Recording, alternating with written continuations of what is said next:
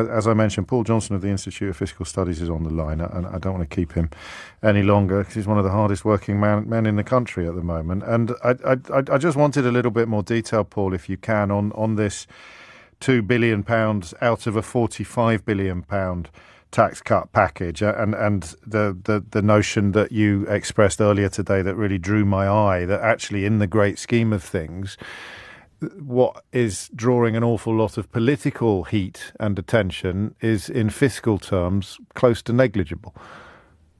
Yeah, I mean, this is clearly backtracking on the 45p cut is a big political change.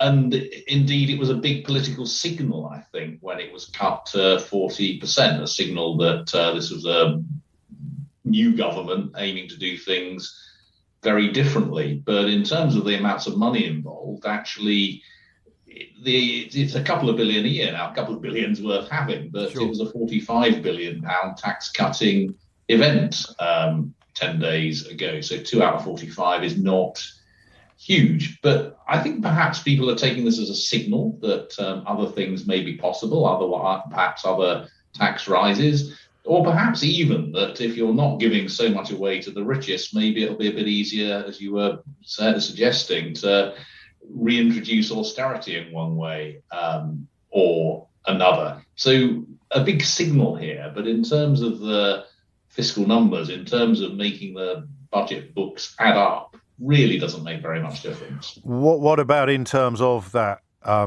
chill that ran through the markets as well in that case? Because it would seem that there wasn't a great deal there to reassure previously spooked markets that this government are actually fit for purpose. Yeah, it's strange in a way what happened in the markets because most of what was announced was very well trailed. I mean, we all knew that the corporation tax rise was going to not happen. We all knew that the national insurance rise was going to be undone.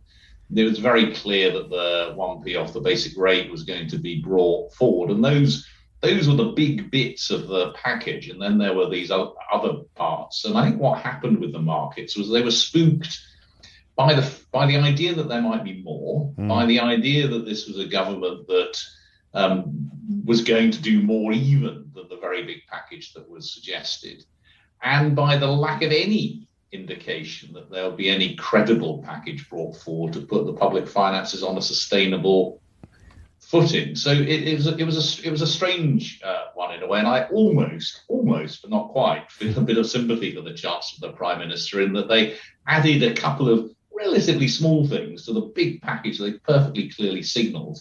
And then the market sort of went bananas on them. But the reason, I think, is because they lost credibility by being extraordinarily gung-ho, by having no public finance forecasts.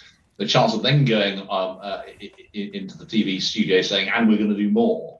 I think all of that together was enough, as it were, to be sort of the straw that broke the camel's back. And really, they kicked off their new government by losing an awful lot of economic credibility. How hard is it to get back?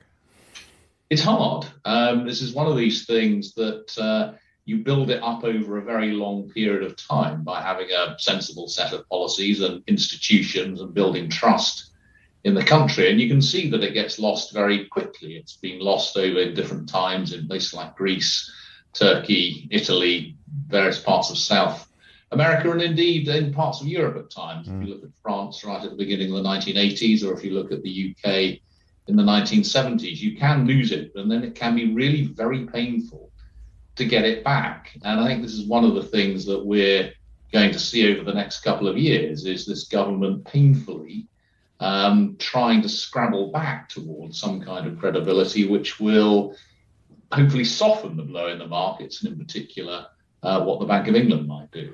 And you mentioned the absence of forecasts with last week's mini-budget. I suppose there's been a U-turn on that as well, with the OBR being invited into Downing Street late last week, albeit briefly, and the current insistence that whatever the OBR advised the Chancellor won't be going public with that advice until towards the end of November. That's suboptimal, isn't it? Yeah, I mean, in one sense, that's kind of standard. I mean, the OBR will provide forecasts a couple of months, 6 to 8 weeks before any fiscal event, and those are kept private, and they're worked up between the OBR and the Treasury as the Treasury changes its policies and so on. But this is that's how it normally works for a budget. But this is slightly different, isn't it? Because we've had the budget effectively, even if it wasn't called a budget.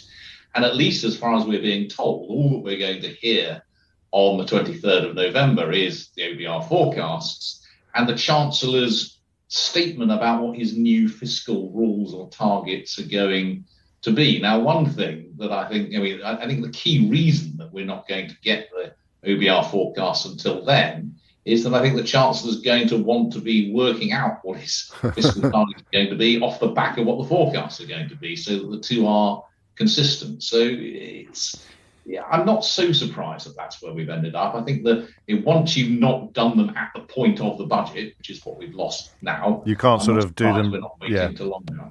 No, I understand. Paul, I know how busy you are, so I thank you for your time, and we brought you in just before 12:30 as promised. Thank you. Thank you, Paul Johnson from the Institute of Fiscal Studies, which sort of stepped into the breach a little bit last week, providing some of the analysis that you would have perhaps expected from the Office of Budgetary Responsibility, albeit that one comes after the event and the other one comes before.